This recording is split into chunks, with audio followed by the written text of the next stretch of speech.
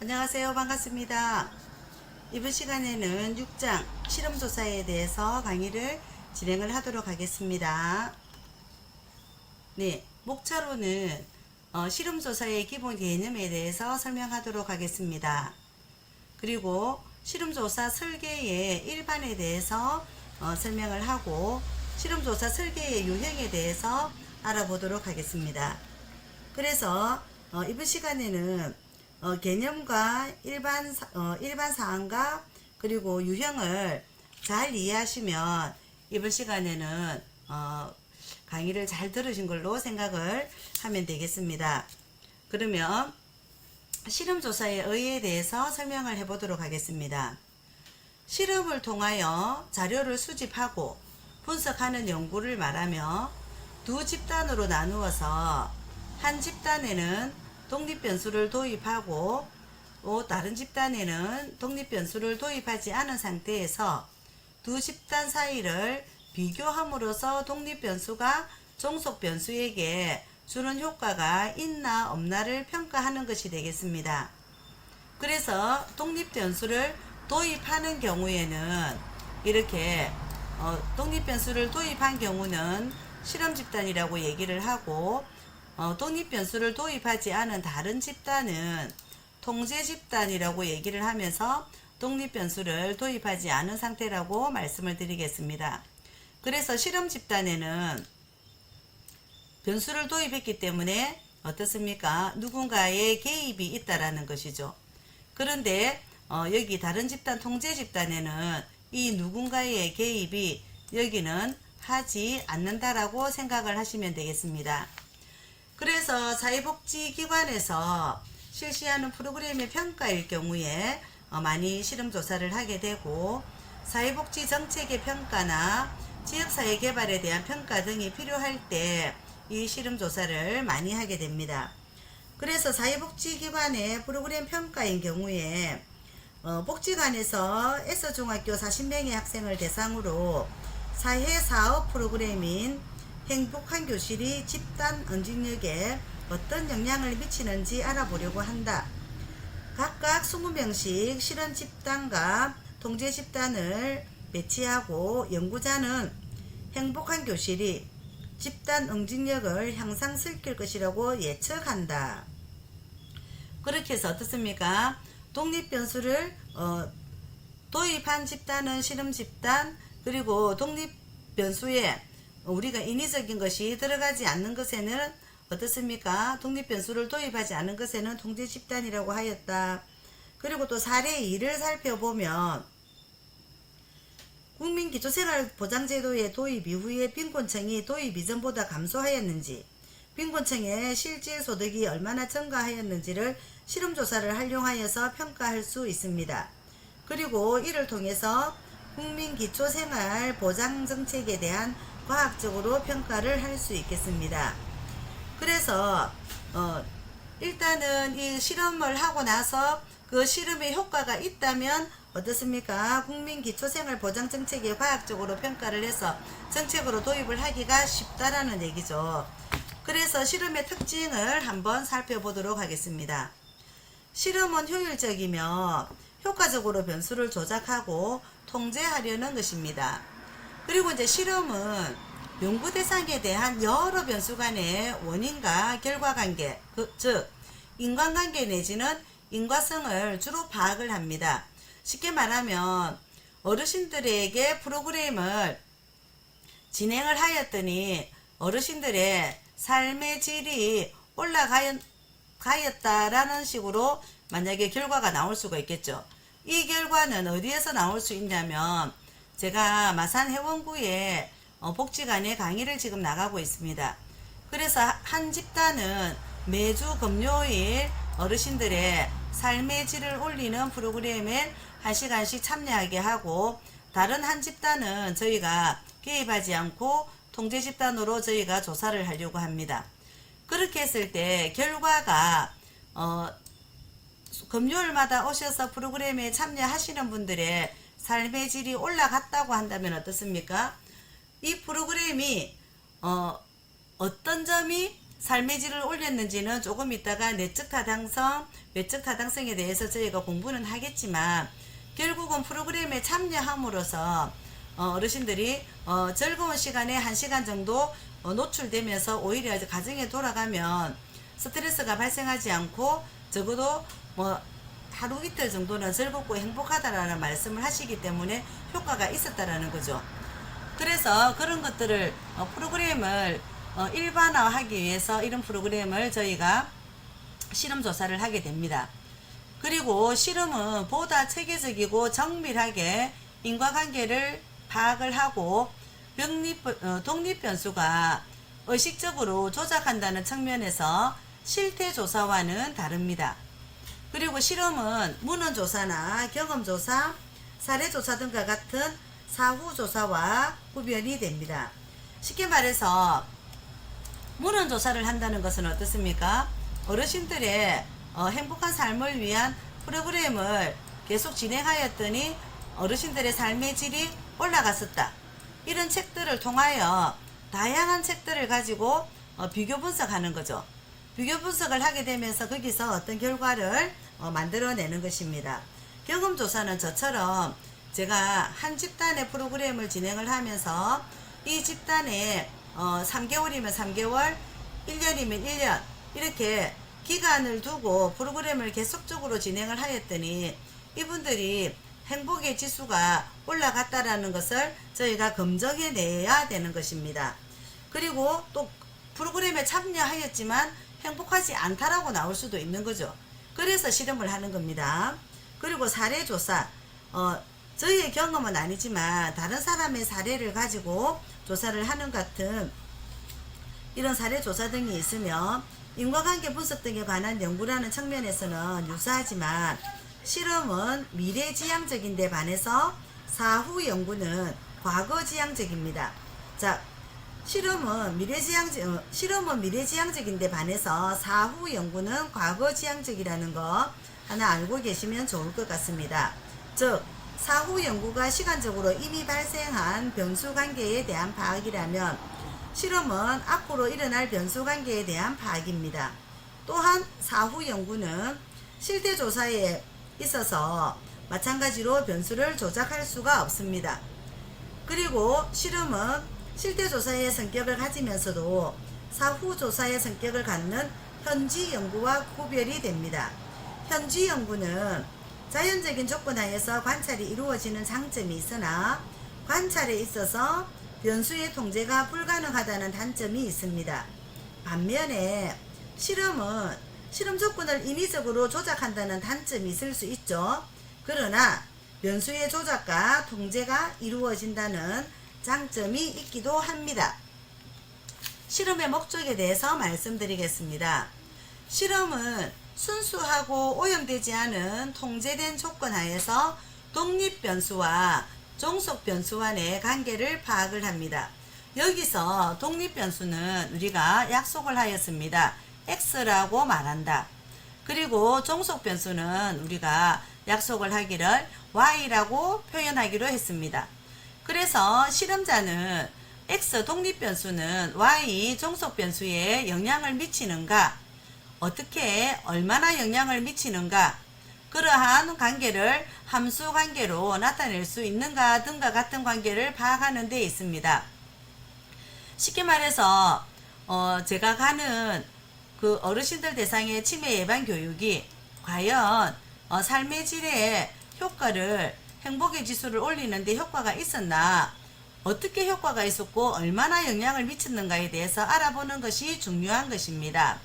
그리고 실험은 기존의 이론이나 연구 결과로 도출된 명제나 가설에 대한 검증을 시도하게 됩니다. 어떻습니까? 때로는 이미 제시된 명제 등에 대한 타당성 여부를 검증하기도 하고 기존의 이론을 지지하거나 반증하기도 합니다. 그리고 실험은 이론 체계를 정립하는 데 궁극적인 목적이 있으며 실험은 기존의 이론과 명제 또는 가설 등을 재정의하고 발전시키며 새로운 가설을 형성함으로써 이론 체계를 정립하는 데 기여합니다. 그리고 실험은 새로운 가설이나 연구 문제를 발견하는 데 기여합니다. 그래서 실험을 하는 것이 어떻습니까? 혹시 예전에 줄기세포에 대해서 땡땡땡 박사님께서 소를 대상으로 실험한 어떤 시기가 있었습니다. 그래서 그 줄기세포로 이제 인간에게 이것을 우리가 적용했을 때, 그 인간에게도 어떤 도움이 된다라고 이제 논문을 자기들이 작성을 했는데, 실제로 실험하는 도중에 무엇이 들어갔습니까? 본인이 조금 전에 우리가 얘기를 했죠. 실험 조건을 인위적으로 조작한다는 단점이 있다고 했잖아요. 그래서 실험을 하면서 본인이 원하는 결과를 얻기 위하여 실험을 조작하여서 그 실험에 대해서 결과를 발견한 적이 있었습니다. 그래서 이제 그분은 어떻습니까? 이제 그분은 이제 실제로 더 이상 이제 다른 활동을 하지 못하고, 지금은 제가 알기로는 아마 미국에 있는 이제 그 연구 파트에 들어가셔서 그 소를 대상으로 하는 이제 관계, 그러니까 동물을 대상으로 하는 실험에만 참여하는 걸로 알고 있습니다. 그래서 이제 그분이 만약 그때 그런 어떤 이렇게 이제 그 인위적으로 조작을 하지 않고 정확한 실험 논문을 발표하였다면 아마도 지금 10년이 넘은 지금쯤은 더 정확한 결과치가 나오지 않았을까 하는 아쉬움이 저는 지금 있습니다.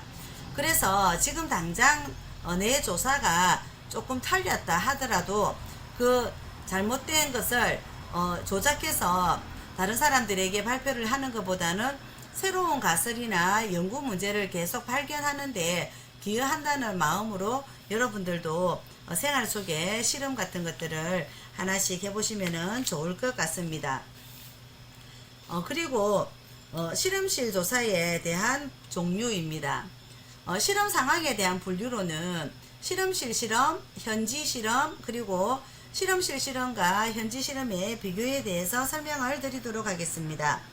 실험실 실험은 실험 목적을 위해서 인위적으로 연구 상황을 구성하고 실험을 실시하는 것입니다. 실험실 실험은 조사 문제에 직접적으로 관계가 되지 않는 모든 외생 변수의 영향을 가능한 최소한으로 축소할 수 있도록 상황을 조작하고 통제하고 독립 변수를 효과적으로 조작함으로써 독립 변수가 종속 변수에 미치는 영향을 가능한 한 명확히 관찰하려고 하는 것입니다. 여기서 제가 아까 말씀드린 것처럼 땡땡땡 박사님께서 아마도 실험실을 이렇게 조작하지 않았다면 더 많은 연구 결과가 나올 수 있었고 오류들은 많을 수 있었지만 지금쯤 줄기세포에 대해서 인간들에게 아니면 우리가 사람들에게 적용할 수 있는 좋은 결과가 나오지 않았을까 생각을 합니다. 현지 실험은 실제의 자연적인 상황에서 현지 사정이 허용하는 한 주의 깊게 실험 조건을 통제를 하고 하나 이상의 독립 변수들을 조작함으로써 독립 변수의 변화를 논리적으로 연구하는 것입니다. 그리고 현지 실험은 외생 변수 통제력에 있어서 다소 정도의 차이가 있을 뿐 실험실 실험과 큰 차이가 없습니다. 실험실 실험은 외생 변수의 통제력이 매우 큰 반면에 현지 실험은 외생 변수 통제력은 실험실 실험의 경우보다 작고, 그러나 현지 실험은 실험실 내에서 실험할 수 없는 것을 실험할 수가 있겠습니다. 여기서 현지 실험과 실험실 실험의 특징에 대해서 알아보면,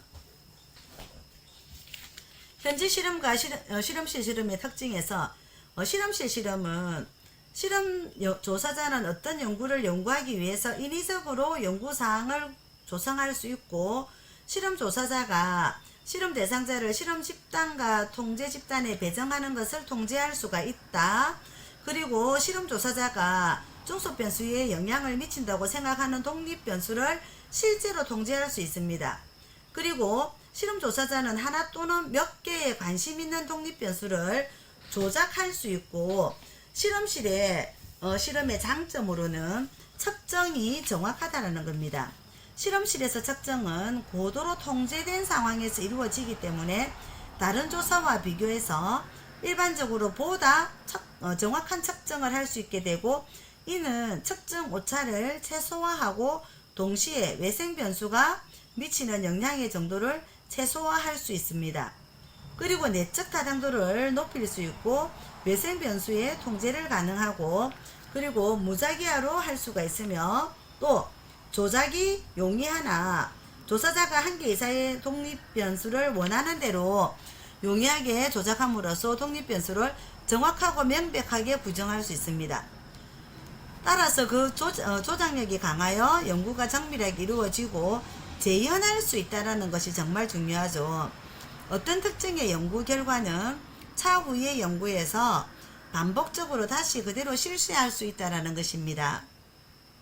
실험실 실험의 단점으로는 인위적인 상황이기 때문에 항상 일정 실험만을 위해서 지나치게 인위적으로 만들어진 상황이기 때문에 실험 결과는 그와는 다른 실제 상황에 적용하기 어려운 경우가 발생할 수 있고, 그리고 계량화에 집착하며 지나친 정밀성이며 외적 타당도가 결여가 되는 것이며, 연구가 불가능한 현상도 있고 조작하기 어려운 변수도 있으며, 윤리적, 도덕적으로 어려운 경우도 있으며, 현실성 부족과 동시 조작의 한계가 있습니다.